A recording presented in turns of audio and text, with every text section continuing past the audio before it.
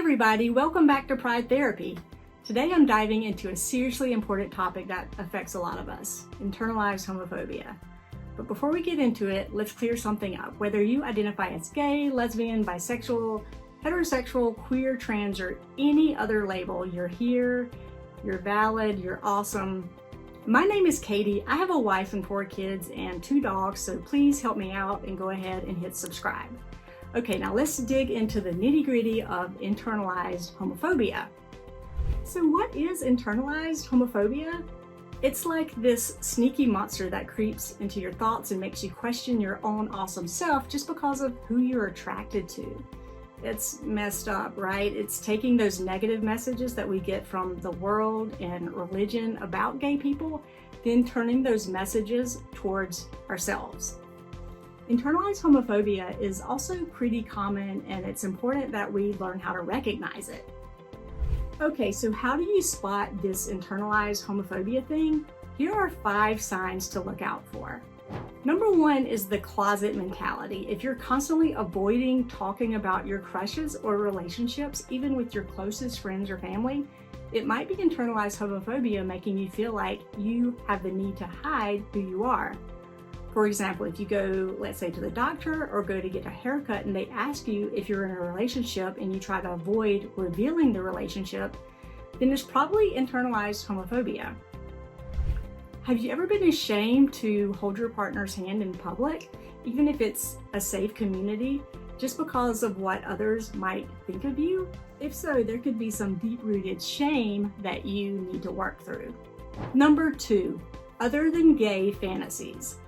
Are you imagining this fairy tale life where you're in a normal heterosexual relationship?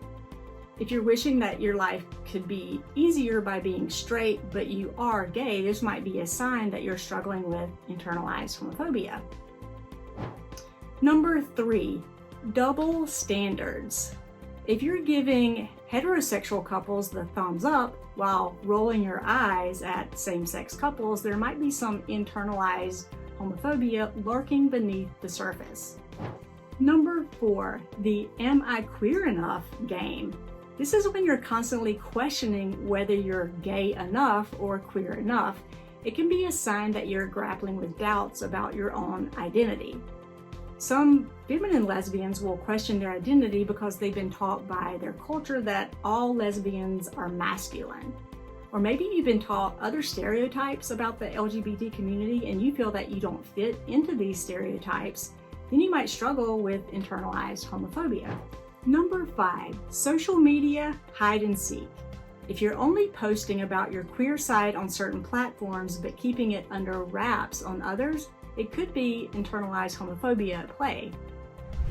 Alright, so let's have a heart-to-heart about the effects of internalized homophobia. It's not just a mind game, it can seriously mess with your mental health. So think of low self-esteem, anxiety, depression, and even feeling like you're not deserving of love. It's like you're fighting against yourself, and that's just not cool.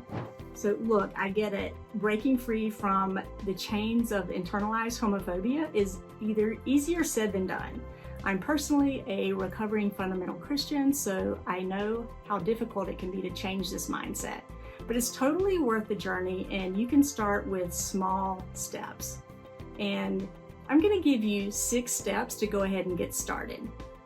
Number 1 is to educate yourself. Knowledge is power, folks. Learn about LGBTQ history, achievements, and culture.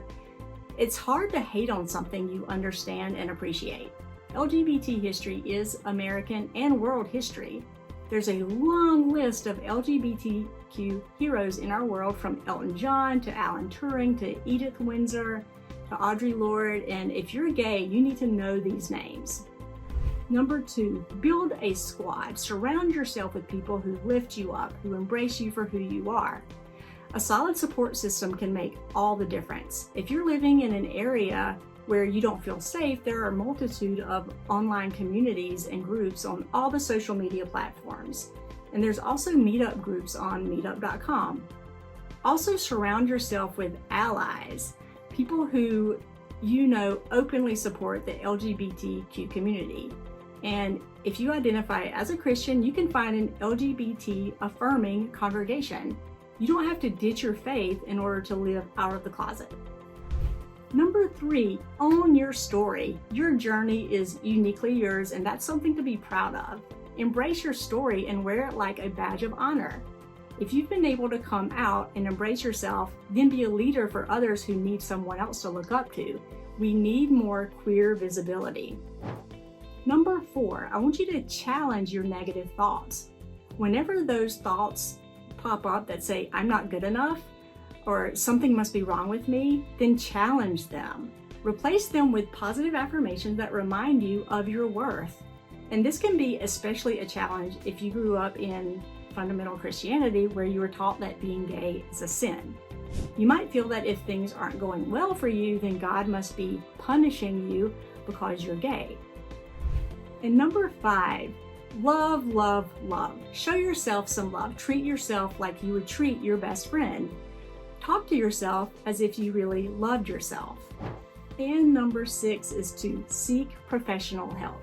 If internalized homophobia is seriously messing with your head, it's okay to reach out to a therapist or a counselor who's LGBTQ affirming. So there you have it, a real talk on internalized homophobia. It's a journey, my friends, and you're not alone on this journey. Remember, you're amazing just the way you are. You deserve all the love in the world. And if you found this video to be helpful, don't forget to hit that subscribe button and share the love. Stay awesome, stay you, and I'll see you next time.